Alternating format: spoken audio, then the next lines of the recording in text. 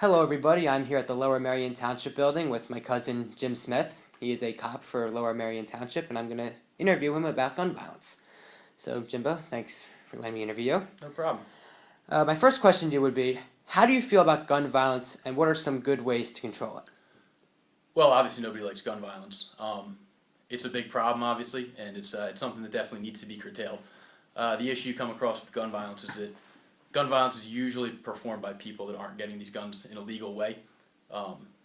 So curtailing the sales would be difficult. I think a good way to possibly control it would be to stiffen penalties even more than they already are for individuals who use guns during the commission of crimes. Gotcha.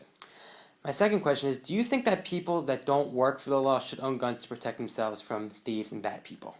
I think that good citizens, upstanding citizens, have the right to own firearms. I think they need to be properly trained in them. I think that it's a huge responsibility to be allowed to carry a gun, and that you need proper training before you do carry one. But I do think that if you're a good, upstanding, law-abiding citizen, that you should have the right to defend yourself by carrying a firearm. I see. Where does a lot of gun violence mainly occur? In the cities or in the suburbs of a city? Mainly, it occurs within the city limits most times. However, gun violence can occur anywhere at any time, city, suburban, rural. I see. And if gun violence isn't settled as the days go by, could there possibly be another shooting in an area around the U.S.?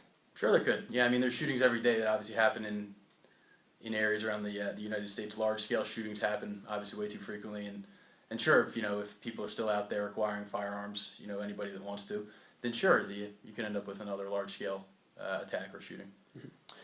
And what are some reasons why people who own guns use them to shoot, kill, or seriously injure innocent bystanders or people in general, like innocent people?